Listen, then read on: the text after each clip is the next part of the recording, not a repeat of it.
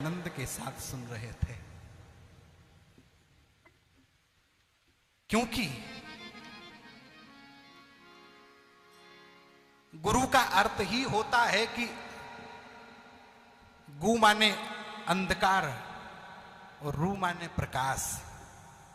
अंधकार से प्रकाश की ओर ले जाने वाला ही गुरु होता है। अच्छा, मुझे समझ में आता है कि आजकल अंधकार में कोई नहीं है, सब प्रकाश में है, क्योंकि आजकल सब किसी ना किसी के गुरु जरूर हैं, चेला कोई नहीं है, सब किसी ना किसी के गुरु हैं। और ये जो धरती है ना, नारनौल की धरती, ये कोई सामान्य धरती नहीं है। महाभारत काल में भी इसको नर राष्ट्र कहा जाता था। और ये आज की नगरी नहीं है, ये संतों की भूमि है, जहां पर स्वयं च्यवन जी महाराज ने जहां पर तपस्या की हो। इतनी पवित्र और शुद्ध नगरी है जिसका वर्णन करना मुश्किल हो जाएगा।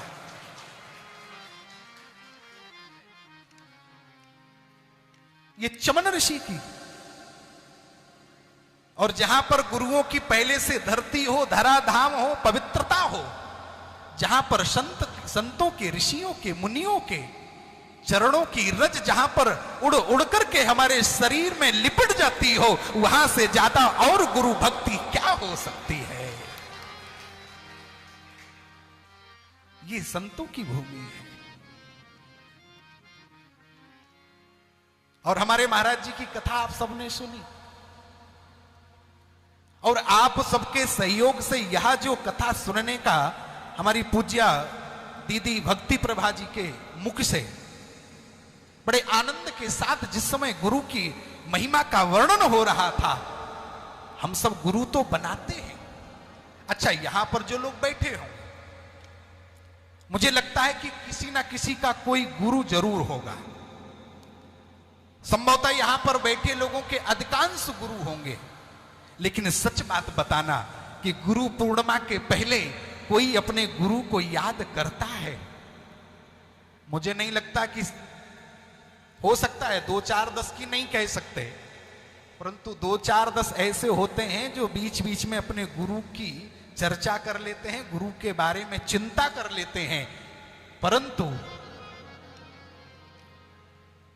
जो वर्ष में जो गुरु के लिए एक विशेष तिथि, त्योहार जो निश्चित किया गया है कि हम कुछ भी अपने कामों को जीवन में, कितने भी व्यस्तम जीवन में अपने साथ रखकर चलें, परंतु एक दिन ऐसा आएगा कि अपने गुरु की महिमा का वर्णन सुनकर के अपने जीवन को धन्य और कृतार्थ बनाने का काम यदि करेंगे तो हम करेंगे। मैं पढ़ रहा था, वहां पर विशेष सहयोग और सहयोगी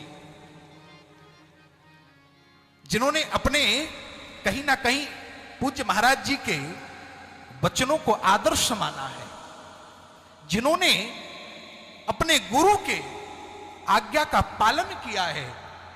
क्योंकि जो अपने गुरु के वचनों को और गुरु की आज्ञा को मान लेता है, वो सहज कोई सहयोगी नहीं होता, वो स्वयं में योगी बन जाता है, भले ही सहयोगी क्यों ना हो। और आप सब तो यहां पर जिसका विशेष सहयोग हो और ऐसा योग बना हो, योग क्या बना? बोले योग बना गुरु पूर्णिमा उत्सव जो मनेगा हमारी नारनौल की धरती में मनेगा जाकर के। किसका? पूज्य महाराज जी का। और जो थोड़ा थोड़ा सा भी अपने योग तपस्या का जो फल निकाल करके, क्योंकि हम जो संजो कर रखते हैं ना, सब इकट्ठा करते हैं, और अपना सहयोग, ऐसा योग बना कौन सा? गुरु पूर्णिमा का। उसमें सही योग में कौन सा व्यक्ति क्या बना? बोले उसी योग में जो योगी बन गया वही तो हम सबका सहयोगी बन करके आज गुरु पूर्णिमा उत्सव हम मनाने जा रहे हैं। ये भाव है, क्योंकि ये जीवन पर्यंत हम सब चलने वाले लोग हैं। एक प्रसंग मुझे याद आ गया, एक चींटी को हम सबने देखा होगा, और सबको देखा नहीं होगा, देखते भी हैं। चींटी जो होती है वो अपने से दुगना वजन लेकर के चलती है, और जब वो चींटी दुगना वजन लेकर चलती है तो कल्पना करिए कि इसी ऐसे ही जीवन में हम भी अपने जीवन में अपने से दुगना वजन लेकर चलते हैं। वो कैसे?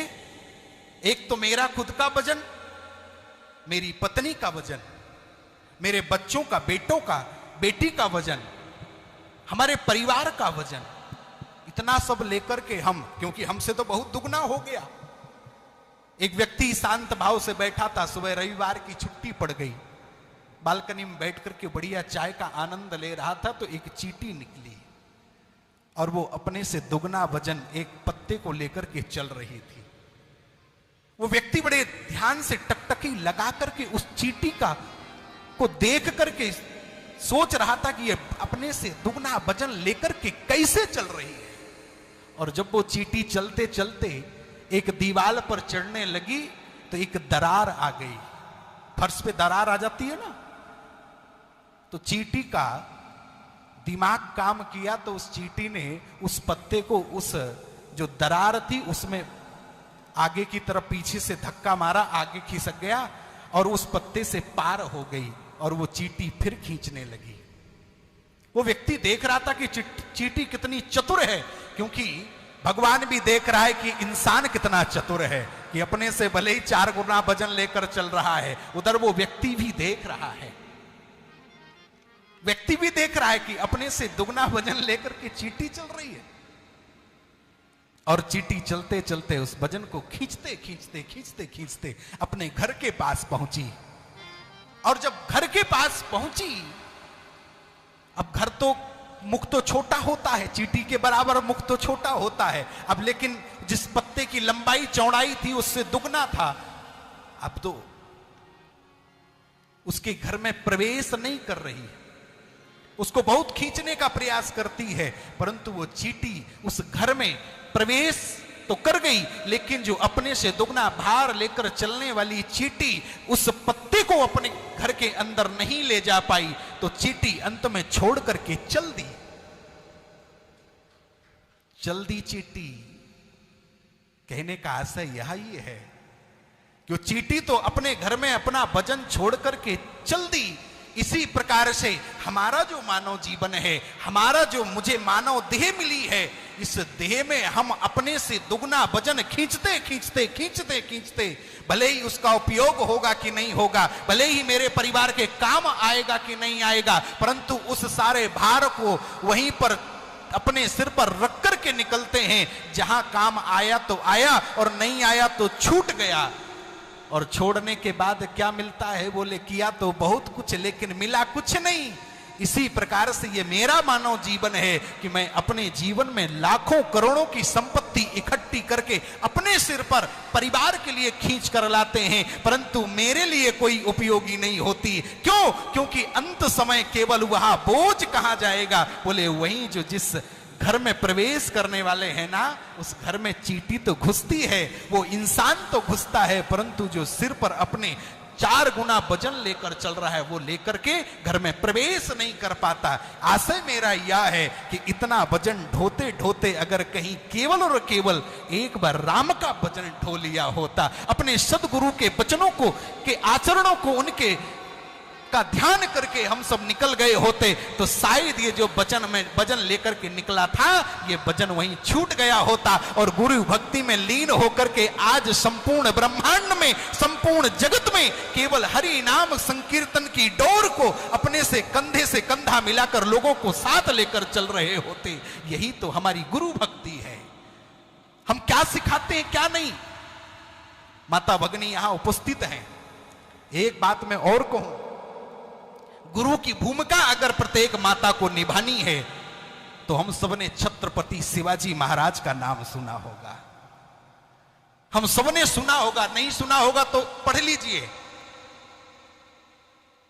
शिवाजी महाराज की माता का नाम था जीजाबाई, और जीजाबाई केवल अपने पुत्र को एक ही बात सिखाती थी कि कभी भी किसी के आगे झुकने की जरूरत नहीं है।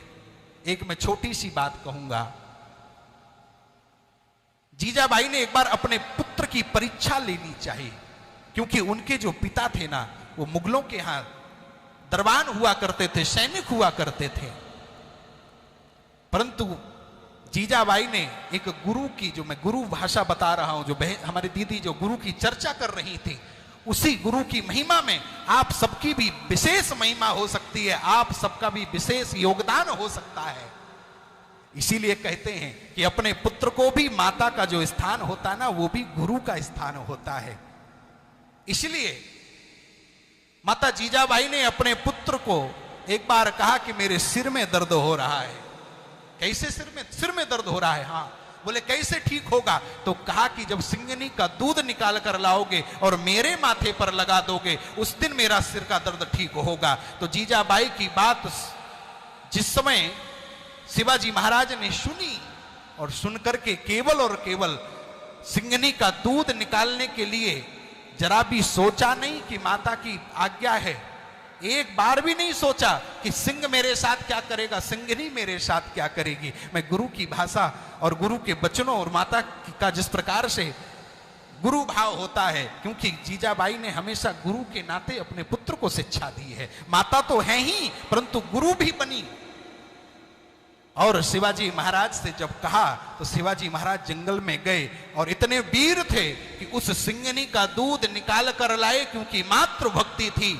और उन्होंने उसी दूध को जिस समय माता के सिर में लगाया, माता पहचान कर गई कि मैं अपने पुत्र को जो शिक्षा दे रही हूं, वो शिक्षा राष्ट्र निर्मित शिक्षा है, इसलिए हमारे लिए उपयोगी हो सकती है। ये भाव लेकर के हम जब निकले हैं, इस प्रकार से जब अपने पुत्र को, अपने परिवार को हम गुरु बनेंगे। मैंने कहा ना कि आजकल कोई चेला नहीं है, आजकल कोई शिष्य नहीं है, सब गुरु हैं और सब गुरु बन भी सकते हैं। और हम तो कहते हैं सब गुरु हैं भी, क्योंकि कोई पुत्र का गुरु हो सकता है, कोई मित्र का गुरु हो सकता है, कोई भाई का गुरु हो सकता है, कोई बहन का गुरु हो सकता है, कोई किसी का मार्गदर्शक गुरु हो सकता है। तो कोई ना कोई इस जगत में मुझे लगता है कि सब गुरु हो सकते हैं। इसलिए मैं फिर से एक ही बात कहता हूं कि अपने गुरु को कभी मत भूलना, और कभी गुरु के बिना रहना भी नहीं, क्योंकि जिस प्रकार से माता का जीवन बिना पुत्र के अधूरा होता है, इसी प्रकार से बिना गुरु के हमारा जीवन अधूरा होता है। इसलिए गुरु की कृपा हम पर बनी रहे। बोलिए सद्गुरुदेव भगवान की जय। बोलिए पूज्य राजेश्वरानंद जी महाराज की जय। सद्गुरुदेव भगवान की जय। महंत गुरु प्रसाद जी महाराज की जय। व्यास जी महाराज की जय। जय जय सीताराम। बहुत सुंदर वचन। और आचार्य तेजस जी ने बताया कि नारनौल संतों की भूमि है। इन्होंने बताया कि नारनौल के अंदर च्यवन ऋषि जैसे संत हुए